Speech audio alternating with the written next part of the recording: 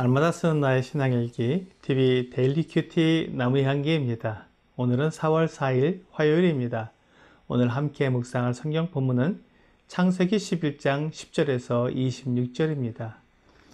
셈의 족보는 이러하니라. 셈은 백세 곧 홍수 후 2년에 아르박삿을 낳고 아르박삿을 낳은 후에 500년을 지내며 자녀를 낳았으며 아르박삿은 35세에 셀라를 낳았고 셀라를 낳은 후에 403년을 지내며 자녀를 낳았으며 셀라는 30세에 에벨을 낳았고 에벨을 낳은 후에 403년을 지내며 자녀를 낳았으며 에벨은 34세에 벨렉을 낳았고 벨렉을 낳은 후에 430년을 지내며 자녀를 낳았으며 벨렉은 30세에 르우를 낳았고 르우를 낳은 후에 209년을 지내며 자녀를 낳았으며 르우는 32세에 수룩을 낳았고 수룩을 낳은 후에 207년을 지내며 자녀를 낳았으며 수룩은 30세에 나홀을 낳았고 나홀을 낳은 후에 200년을 지내며 자녀를 낳았으며 나홀은 29세에 데라를 낳았고 데라를 낳은 후에 119년을 지내며 자녀를 낳았으며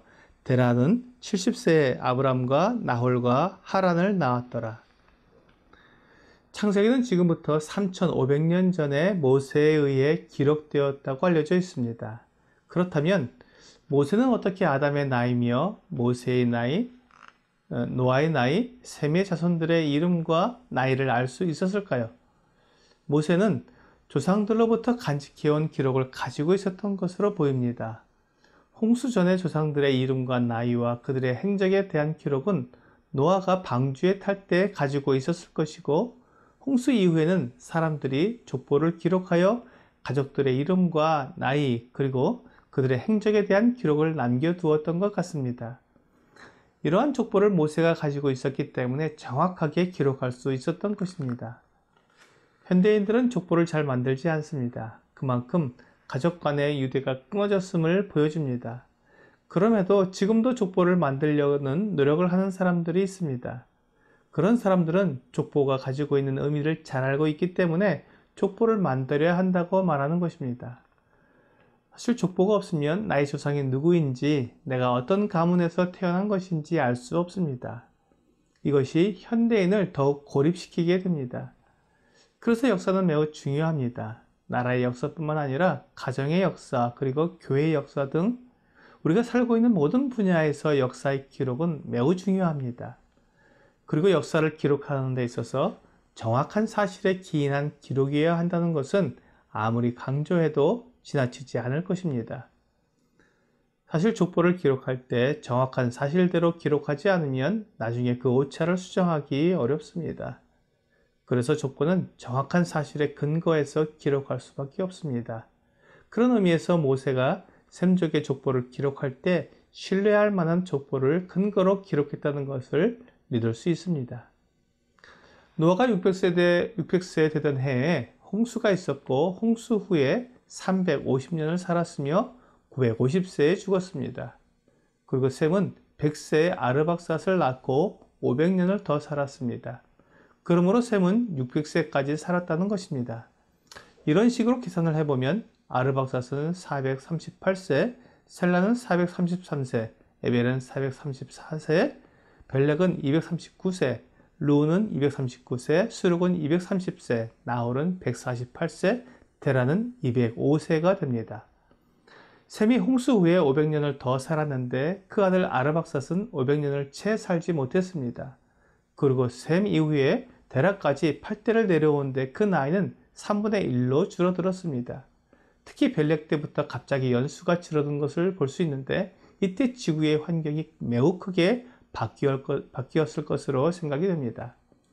오늘 본문의 족보대로 계산을 해보면 셈은 아브라함의 아들 이삭이 태어날 때까지 살아 있었고 셈의 아들 아르박삿과 셀라, 에벨까지도 아브라함과 함께 살았던 것을 볼 수 있습니다.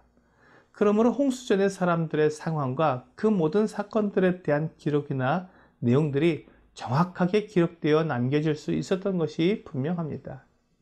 오늘의 족보에서 분명히 알 수 있는 것은 첫째, 홍수 후에 사람들의 수명이 매우 크게 줄어들었음을 알 수 있습니다.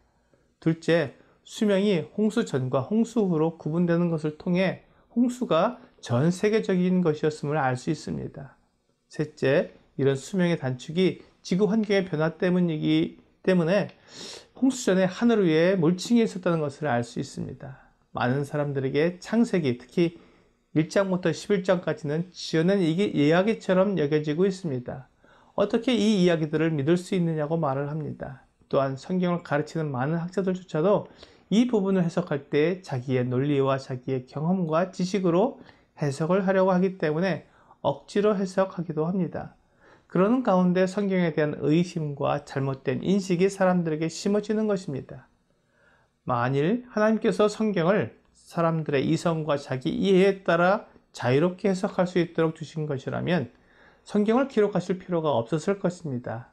하나님께서 성경을 기록해서 사람들에게 주신 이유는 그것이 정확하며 더 이상 붙이거나 뺄 필요가 없고 그 기록된 그대로 믿고 순종하게 하기 위함입니다.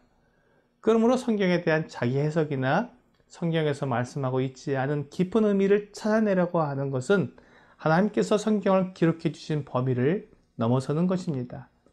우리는 하나님의 말씀에 대한 진지한 태도를 가져야 합니다. 성경을 이해할 때 맞으면 좋고 틀려도 상관없다는 식으로 해석을 하거나 이해를 해서는 안 됩니다. 그런 식의 접근은 하나님을 믿을 수도 없고 올바른 믿음을 가질 수도 없게 합니다. 오늘의 적용 질문을 보겠습니다. 노아의 홍수 이후 사람의 수명이 줄어든 것을 보면서 어떤 생각이 듭니까? 하나님께서 사람을 완전하게 창조하셨지만 죄를 지은 후 900세 정도까지 살다 죽게 하셨습니다. 그리고 죄가 세상에 가득하고 사람들이 생각하는 것이 죄뿐이기 때문에 사람의 수명을 줄어들게 하여 지금은 7, 80세까지 되게 하셨습니다. 10분의 1 이하로 줄어들게 하신 것입니다. 죄는 사람을 파괴하였고 세상을 파괴하였습니다. 그래서 하나님은 이 세상을 새로 만드실 것입니다. 그리고 사람도 새롭게 하실 것입니다. 고린도후서 5장 17절은 그런즉 누구든지 그리스도 안에 있으면 새로운 피조물이라 이전 것은 지나갔으니 보라 새 것이 되었도다 라고 말씀하십니다. 하나님은 그리스도 안에서 새로운 피조물이 된 사람들과 새 하늘과 새 땅에서 영원토록 함께 거하실 것입니다. 이것이 하나님의 계획입니다. 오늘 하나님의 정확하고 분명한 말씀을 의심하지 않고 믿어서 그리스도 안에서 새로운 피조물이 되어 하나님과 영원토록 함께 거하는 여러분과 제가 되기를 주 예수님의 이름으로 기도합니다.